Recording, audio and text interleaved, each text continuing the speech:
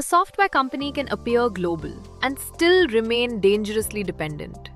Its product may sit on a foreign cloud, call someone else's AI model, and rely on expensive overseas sales teams to find customers. When the platform owner raises prices, changes access, or launches a competing feature, the startup discovers that it never truly owned its advantage. Zoho Corporation chose the opposite route.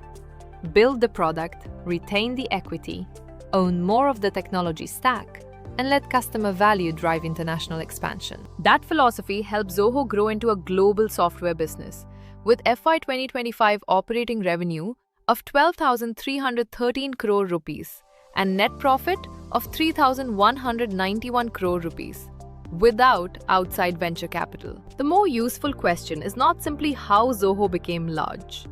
It is how the company designed an operating system for independence. The story began in the mid-1990s with Padma Shri awardee Sridhar Vembu.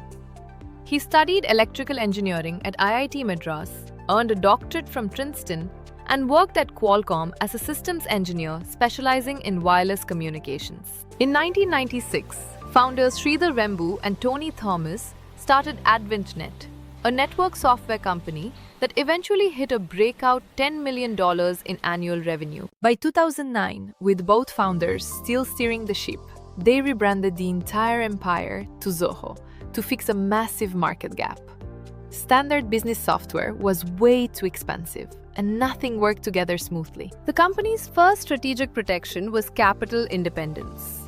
By refusing venture funding, it preserved the freedom to invest patiently, survive market cycles, and keep product decisions inside the company. Sridhar Vembu described the value of that choice directly. Our decision not to take venture capital, not to go for an IPO, and not to be acquired has given us immense freedom. The scale story is important because it shows that the philosophy produced commercial results, not only admiration. Zoho reported operating revenue of 6,711 crore rupees in FY 2022. By fiscal year 2024, operating revenue had reached 10,456 crore rupees. In FY 2025, it increased again to 12,313 crore rupees, while net profit stood at 3,191 crore rupees. The operating logic behind that scale was consistent. Prioritize product R&D, build an integrated suite, keep costs disciplined, and allow customers to adopt more products as their needs expand. Now consider the 5 founder questions Zoho's model answers. First, how do we build an international customer acquisition engine without burning capital on local field sales teams? The old route was to enter each overseas market by hiring costly sales teams, opening offices, and spending heavily before demand was proven. The Zoho route was a friction-free, inbound, product-led growth model. It offered advanced applications through self-serve, free and affordable entry tiers. Global users could find the product online, set it up themselves, and upgrade by credit card as they grew. The business impact was lower human sales friction and a far more scalable route into international markets. Key takeaway: let the user experience prove value before you deploy expensive promotional and field sales campaigns. Second, how do we protect product margins when global customers require multilingual, round-the-clock support? The old route was to keep adding support agents and language teams as the customer base expanded, increasing overhead almost in step with revenue. The Zoho route was to embed AI inside the application layer. Through Zia, support workflows can analyze ticket context and sentiment, help prioritize issues, and suggest relevant responses. The business impact is not the removal of people. It is the ability to help a leaner team handle more customer interactions with better context and consistency. Key takeaway: treat AI as an operating capability that improves a real workflow, not as a decorative feature added for marketing. Third, how do we build advanced technology capability without competing endlessly for expensive metro talent? The old route was to recruit from the same small pool in major technology cities, accept wage inflation, and live with constant poaching. The Zoho route was to widen the talent map. It built centers in smaller towns such as Tenkasi and Kumbakonam and created an internal education pathway through Zoho Schools of Learning. Zoho Schools trains young people through practical, work-linked learning, rather than relying only on conventional credentials.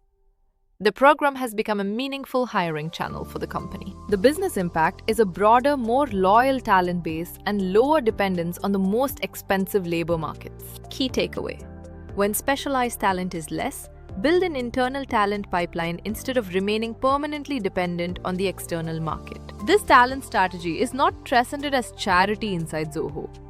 It is part of how the company finds capability that conventional hiring systems overlook. Sridhar Vembu summarized that belief in a single line: there's enough latent talent in the world that's waiting for an opportunity.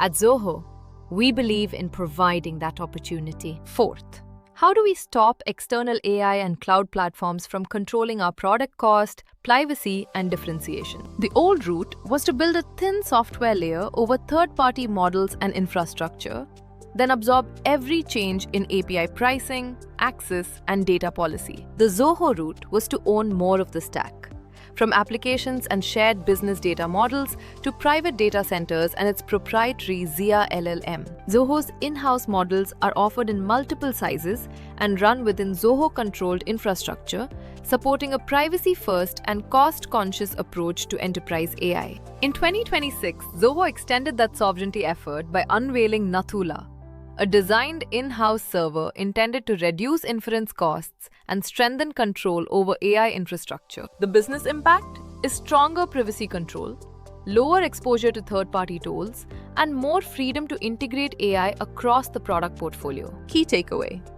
you do not need to own everything, but you must identify which external dependency could one day control your margin or customer promise. Fifth, how do we keep innovating through major technology disruptions without short-term investor pressure changing the roadmap? The old route was to optimize the company around funding rounds, valuation milestones, and short reporting cycles, even when the next technology shift required patient investment. The Zoho route was to remain bootstrapped and use internal cash flows to make long-horizon bets. When AI became a strategic priority, Shailesh Kumar Davve took over as CEO of Zoho Corporation, while Sridhar Vembu moved into the chief scientist role to focus on deep tech research and development. The business impact is strategic agility.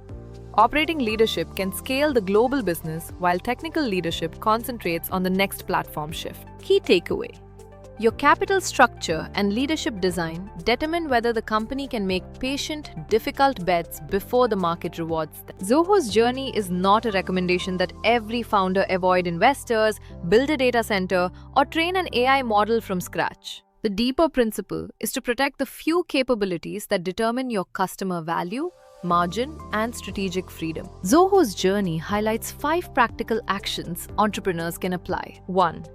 Build a strong product before spending heavily on promotion. 2. Let self-serve product experience open international markets. 3. Create your own talent pipeline where the market cannot supply enough capability. 4.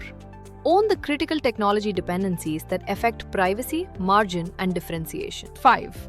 Preserve enough cost discipline and strategic independence to keep investing through disruption. Global leadership does not begin with funding noise. It begins when a company knows what it must own, what it must protect, and what it is prepared to build patiently.